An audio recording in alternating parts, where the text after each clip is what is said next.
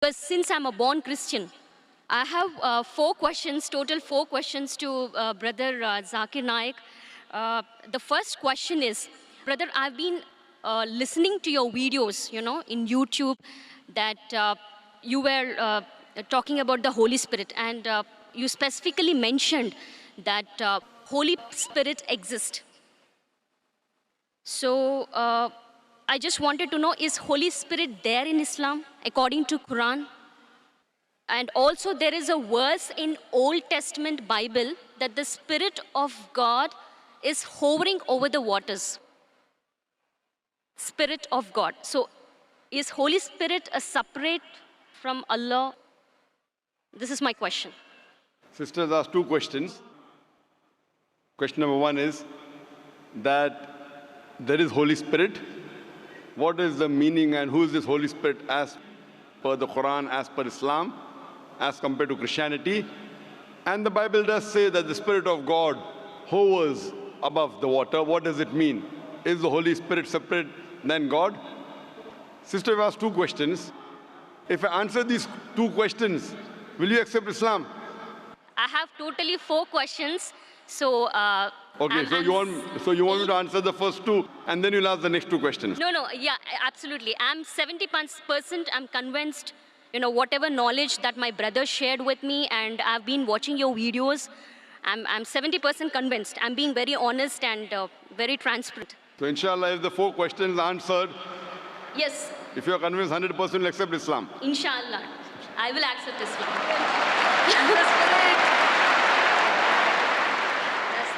The sister asked two questions, and after she'll ask the other two questions. That the Bible does mention about Holy Spirit. What is the reference of Holy Spirit in the Quran? What the definition of Holy Spirit, it is not the same as mentioned in Islam, because when the Christians, when they talk about the Holy Spirit, they assume it is part of the Trinity, the triune God, though the word Trinity doesn't exist in the Bible, nowhere. The Father, the Son, and the Holy Spirit. When they say Father, they think about Almighty God, like a Santa Claus sitting in the heavens with the earth at the footstool. When they talk about the Son, they think about Jesus Christ, peace be upon him, like Jeffrey Hunter in the movie King of Kings, with blue eyes and good nose, not a polyp nose like a Jew. When they talk about the Holy Spirit, they think about dove that came in Pentecost, or when Jesus Christ was being baptized. What is the Spirit that's mentioned in the Quran? What I believe is Quran talks about Archangel Gabriel.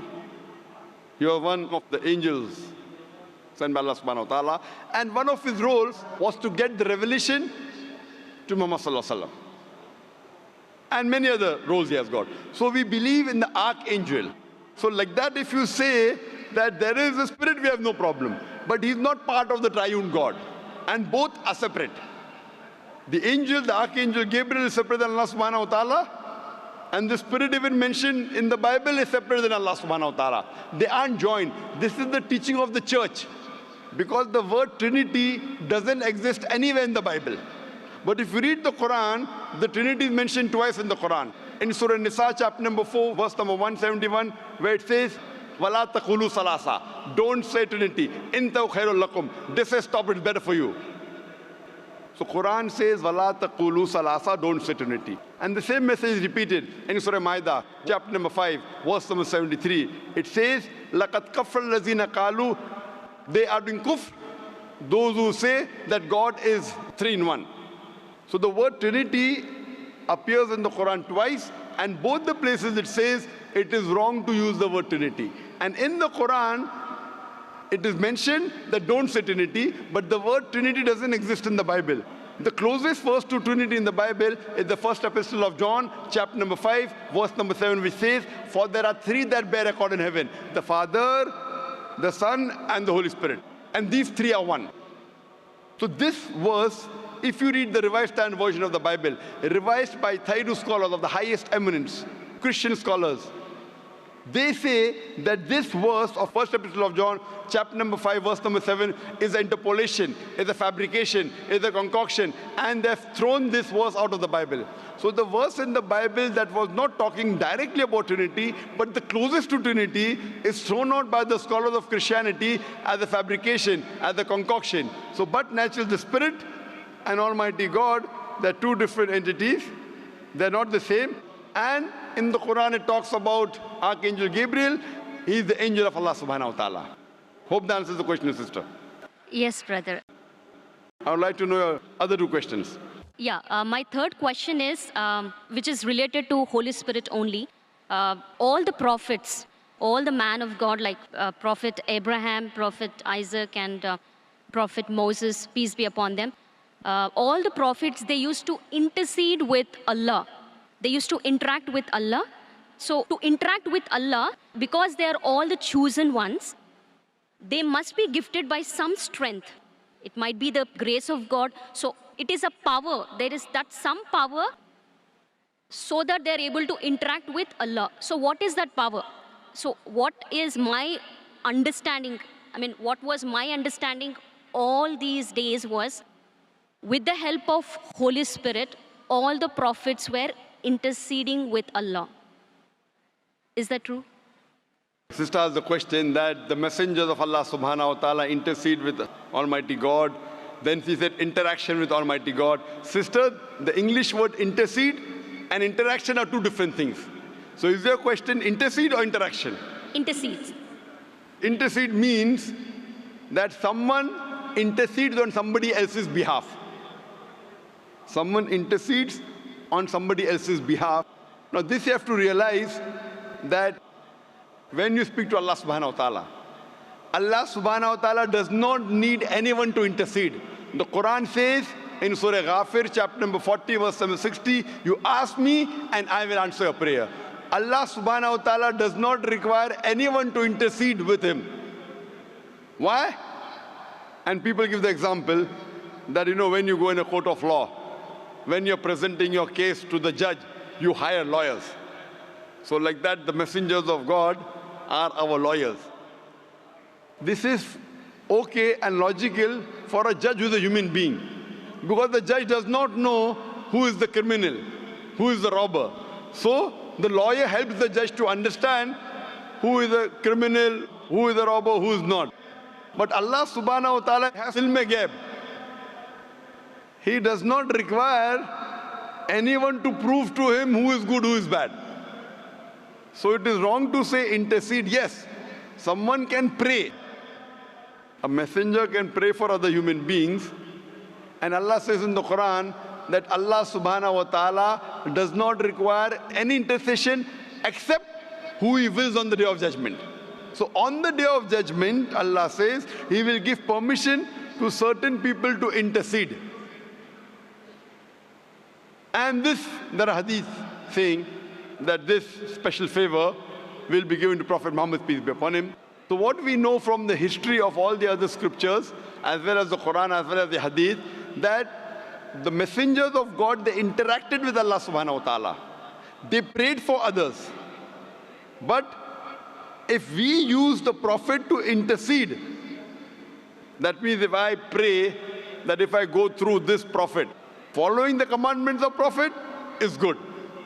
But if I pray to somebody else besides Allah subhanahu wa ta'ala, that's what many of the human beings do.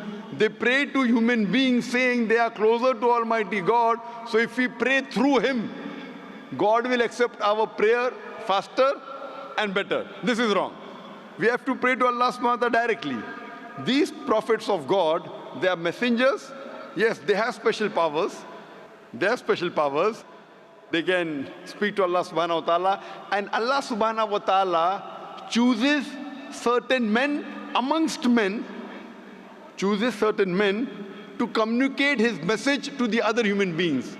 These chosen people of Almighty God, we call as prophets or we call as messengers of God.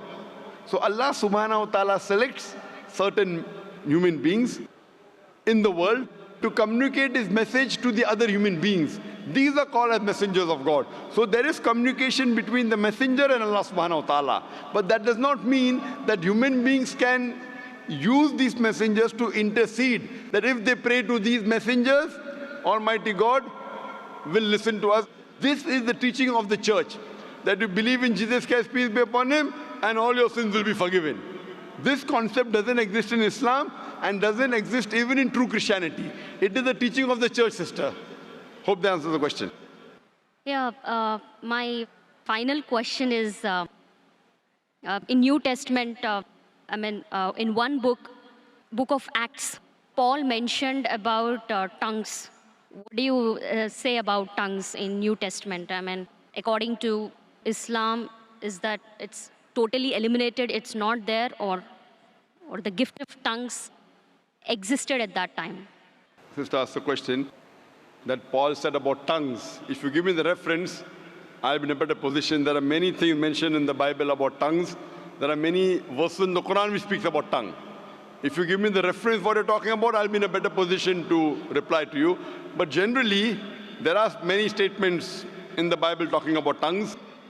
And also says, if you read the Gospel of Mark, it says that anyone who is a believer, he will be able to understand foreign tongues and speak foreign tongues. That means if you are a believer in God, then you can understand foreign languages and you can speak foreign languages. So that's what I did when I had a debate with Dr. William Campbell. I gave him a 100-rupee note. And the Indian 100-rupee note, as you may be aware, since we have got 22 official languages, I read in English 100 rupees, Hindi says 100 rupiah. I asked him to read the other 20 languages, if he's a believer, and he could not. There are many references in the Quran talking about tongues. If you read the Quran says in Surah Rum, chapter number 30, verse number 22, that Allah subhanahu wa ta'ala has created the human beings in different colors and tongues so that you should recognize each other, so that the men of understanding will understand. Furthermore, the Quran says that on the day of judgment, your tongues, your organs, your hands, they will be witness for you. What you did right, what you did wrong. There are various hadith of the Prophet talking about the tongue. So there are many references in the Quran talking about the tongue. There are many references in the Bible that talk about tongue and how to test a believer. Hope that answers the question, sister. Thank you. And my final question. Okay, I have a Muslim friend and he suggested me to read Bible Old Testament. Okay, he specifically mentioned to go through the Old Testament in Bible, and then he said read Quran. But as you mentioned specifically, that Quran is the final revelation given by Allah. So as a Muslim, what do you suggest me? Because my friend, being a Muslim, he said, follow Bible, Old Testament, and then read Quran. So, sister asked the question, that one of her friends told her that first read the Old Testament, then read the Quran. Sister, it's not the must. If there is something like the Old Testament and the New Testament, then there's something like the last testament, the Quran. So when the Christians say Old and New Testament, this is the last and final testament of Allah subhanahu wa ta'ala. Now, I am asking you the question. Suppose you have different versions and editions of a book. For example, you have gone to a medical college. Other than a medical college, Professor Keith Moore wrote some books. And his book had first edition, second edition, third edition. So would you read the first edition or the latest edition? Of course, I'll go for the latest. Latest, correct. Yes, if you really love the first edition, I'm a fan of the first edition, then I said, no problem, read the first edition, then read the last edition. So if you're so much hooked on to the Old Testament, and your Old Testament is close to your heart, then the Quran says in Surah Imran chapter 3 verse 64, Ta'alaw ila kalimatin sawaim baina bainakum. Come to common terms as been assigned you. Then I would say that if you're so much hooked on to the Old Testament, no problem, read the Old Testament, then read the Quran, at least agree what is common. And when we read the Old Testament, New Testament and the Quran, we come to know that the thing that is common in these scriptures is that there's one God and He deserves to be worshipped. He has got no image, He is not begotten. It further says that Jesus Christ, peace be upon him, is not God. And both the scriptures say that the last and final messenger is Prophet Muhammad, peace be upon him. So sister, now are you prepared to accept Islam? Of course, yes.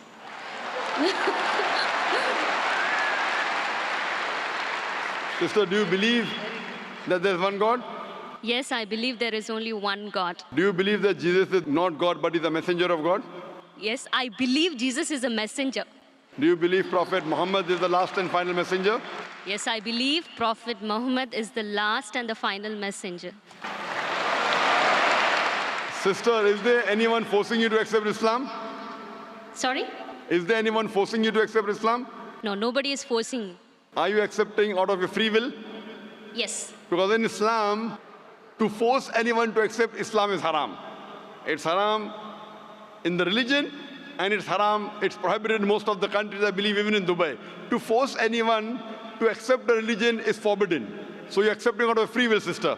Yes, but that is the reason I asked you many questions. MashaAllah. Out of free will. I hope no one is bribing you. No. You know, because in India, when after many people accept Islam, the CID, the police go there and ask, how much dollars Dr. Zakir Naik give you?